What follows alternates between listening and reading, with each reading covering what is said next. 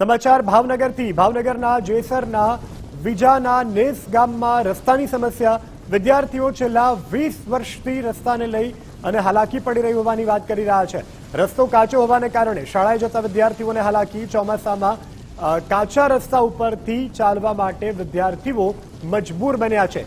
જીવને જોખમમાં મૂકી અને ભણવા જઈ રહ્યા છે આ નાના ભૂલકાઓ। સ્થાનિક લોકો દ્વારા અનેક વખત રસ્તો બનાવવાની માંગ કરવામાં આવી, પરંતુ પરિણામ તમે તમારી ટીવી સ્ક્રીન પર જોઈ રહ્યા છો।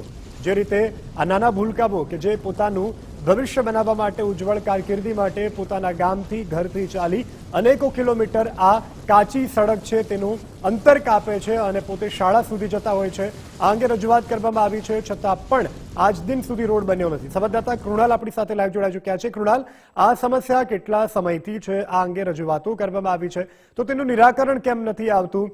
અને હવે જ્યારે આ અહેવાલ આપણે પ્રકાશિત કરી રહ્યા છે, આશા છે આપને કે આ અંગે તંત્ર કામ કરશે ખરું? બિલકુલ યશ, સૌ પ્રથમ તો આ 21મી સદીના વિઝ્યુઅલ બતાડવાના પ્રયત્નો કરી રહ્યા છીએ, સીધા જ દ્રશ્યો બતાડવાના પ્રયત્નો કરી રહ્યા છીએ। આ રસ્તો જે છે તે રસ્તો નહીં પરંતુ મગરની પીઠ છે, કેમ કે છેલ્લા 20 વર્ષથી અહીંયા રસ્તો જ નથી બન્યો। તેના કારણે ભાવિ જે બાળકો છે તેના ભણતર ઉપર તેની સીધી અસર છે તે અહીંયા જોવા મળી રહી છે। સીધા દ્રશ્યો બતાડવાના પ્રયત્નો કરી રહ્યા છીએ કે આ 1 થી 1.5 કિલોમીટર સુધીનો આ રસ્તો છે અને આ રસ્તો અત્યંત કહી શકાય કે મગરની પીઠ સમાન આ રસ્તો થઈ ચૂક્યો છે, પરંતુ નિંભર તંત્ર જાણે કે ઊંઘતું હોય તે પ્રકારના દ્રશ્યો છે તે જેસર તાલુકાના વિજાના નેસ ગામ ખાતેથી જોવા મળી રહ્યા છે। સ્થાનિકો છે આપણી સાથે, એમની સાથે સીધો સંવાદ કરીશું। મોટાભાઈ, શું નામ છે તમારું અને શું સમસ્યા છે અહીંયા?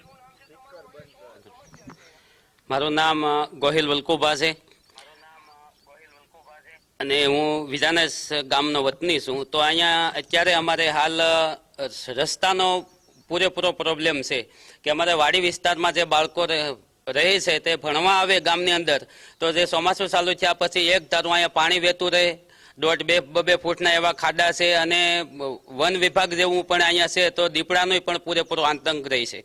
તો જો માતા પિતા ઘરે હોય તો એમને બાળકોને નિશાળે ભણવા મૂકવા આવે તો એ આવી શકે, અને ઘરે ન હોય તો એ બાળકો છે એ ઘરે રહે। તો અમારી સરકારશ્રીને વિનંતી છે કે અમને રસ્તો જે 1 થી 1.5 કિલોમીટર જે છે નદીના કાંઠા ઉપર તો અમને બનાવી આપે। અને ખેડૂતનો પણ મોટો પ્રશ્ન છે કે જે વાડી વિસ્તારમાં ખાતી લઈને કે કોઈ ખાતર કે કોઈ લઈને જવું હોય તો અહીંયા વાડીએ જવાય એમ નથી, કારણ કે નદી જ્યારે વહેતી હોય ત્યારે અહીંયા પૂરેપૂરી સમસ્યા રહે, અને બાળકો તો બપોરે પાછા જમવા માટે ઘરે લેવા જવા પડે, તો સાંજે પણ પાછા નિશાળ છૂટે ત્યારે અમારે એમને પાછા ઘરે લેવા જવા પડે, અને અહીંયા દીપડાનો પૂરેપૂરો અત્યારે આતંક છે। આ અંગે કોઈ રજૂઆત કરેલી છે તંત્રમાં?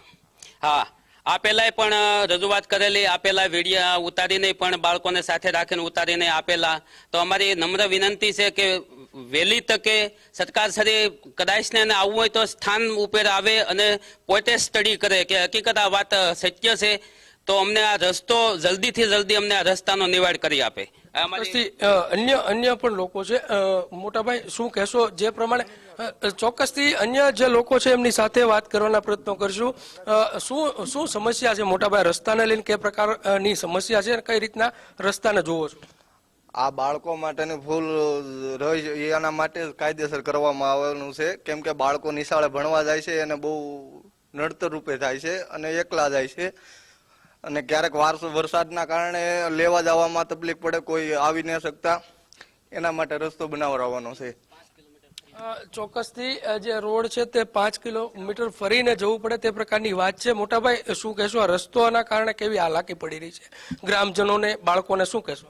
આમાં જે રસ્તાની તો તકલીફ ફૂલ છે અટાણે, કારણ કે બાળકો માટેની બહુ અટાણે, કારણ કે આ વાડી વિસ્તારમાંથી અમારા અટાણે 50 થી 60 બાળકો છે, અને આંગણવાડી તો જઈએ જ નહીં એક ચોમાસામાં, કારણ કે કેવી રીતે જાય, નાનું બાળક હોય, અને અમારું બસ સ્ટેન્ડ આવ્યા છે, અહીંથી ફરીને 5 કિલોમીટર ફરીને જવું પડે છે।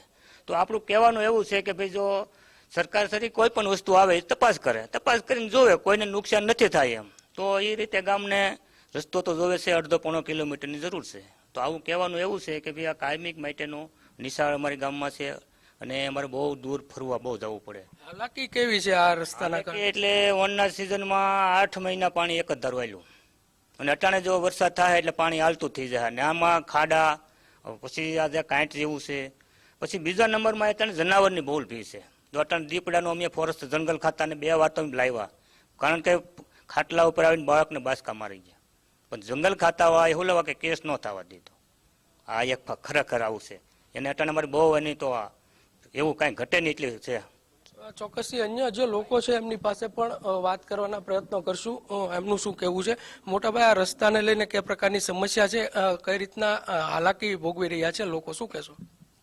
આ રસ્તો પહેલાં તો ચોમાસામાં અહીંયાથી છે ને બહુ પાણી અહીંયા ચાલુ હોય છે, વહેતું હોય છે, એટલે હલાય નહીં, વાહન તો હાલે જ નહીં.